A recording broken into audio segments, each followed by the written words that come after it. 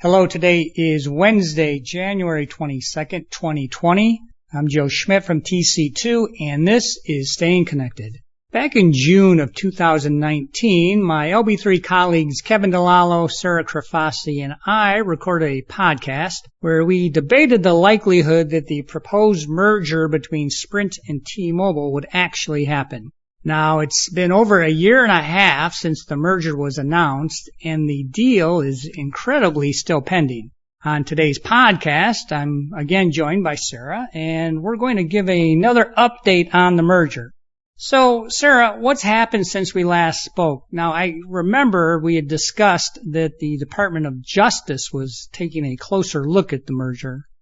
Well, Joe, it's a good time to check in because one way or another, Sprint and T-Mobile are nearing the end of this merger tunnel.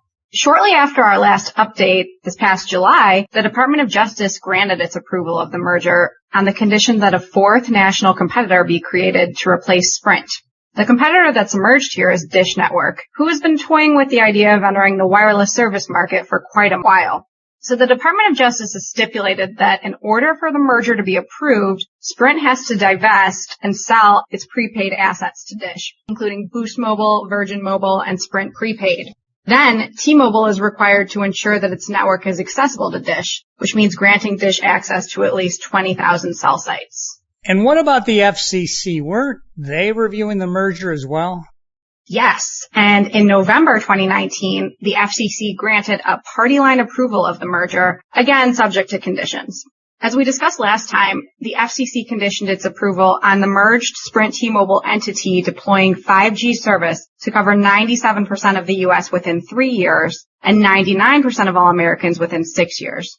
Also, the parties pledged that within 6 years, 90% of Americans would have access to mobile service with speeds of at least 100 megabits per second, and 99% of Americans would have access to speeds of at least 50 megabits per second. However, while that all sounds good, the FCC's conditions don't really matter as much as we'd like, because if the merged entity fails to meet those conditions, it's just subject to a fine. A large fine, but a fine nonetheless. And sometimes that fine is simply just a cost that entities build into the bottom line of the merger.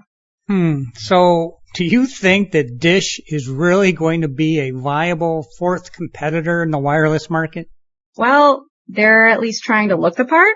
As I said, Dish has agreed to buy Sprint's prepaid businesses, and it's been acquiring spectrum for years, though it has yet to build out a wireless network. In total, so far, Dish has committed $5 billion, covering its purchases of those prepaid businesses and spectrum to operate going forward. Dish is also committed to build a 5G network that'll cover 70% of the U.S. by 2023, though we'll see whether that commitment becomes a reality. And Dish's operating environment will look familiar to any customers that it gets, at least initially, as it will be operating on top of T-Mobile's network while it builds out its own, an arrangement that T-Mobile has agreed to keep in place for at least 7 years. As Dish builds out, its customers will get access to Dish's purchased but unused spectrum. But until then, those customers will be riding on a Dish-branded T-Mobile network.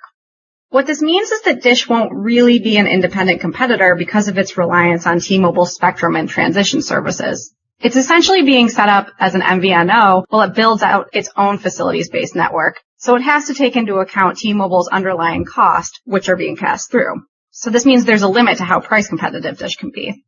These factors will make it hard for Dish to prove itself as a viable fourth competitor in the wireless marketplace, at least until it has built out its network sufficiently. So that's a lot of effort. Do any other hurdles remain? Oh, yes. So currently in New York, there's a lawsuit pending that pits Sprint and T-Mobile against a group of 14 state attorneys general, led by New York and California. The states filed suit against the merger, arguing that it would harm competition and lead to higher prices for consumers. The AGs have since argued that the FCC and DOJ erred in their decisions to approve the merger. Final arguments were just held in mid-January, so a decision could come any time now. But what the court will do is anyone's guess. I've seen analyst estimates of all kinds as for who will prevail. So assuming that the decision comes out in favor of the merger, what should enterprise customers watch out for in the wireless space?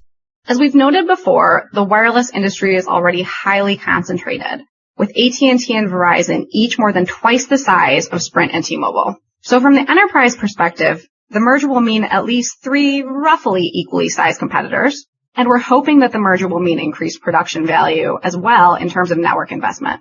Sprint actually recently announced that it is increasing investment in its wireline services, though that business remains a very small part of Sprint's financial makeup.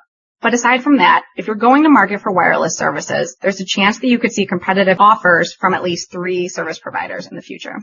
Okay, thanks, Sarah. Now, I'm sure that we'll be recording one last podcast on this topic once the deal gets the thumbs up or gets the thumbs down. In the meantime, if you'd like to discuss the deal with Sarah, me, or any of our LB3 and TC2 colleagues, or if you have other ICT lifecycle needs, please give us a call or send us an email. You can also stay current by subscribing to Staying Connected, checking out our new websites, or by following us on LinkedIn.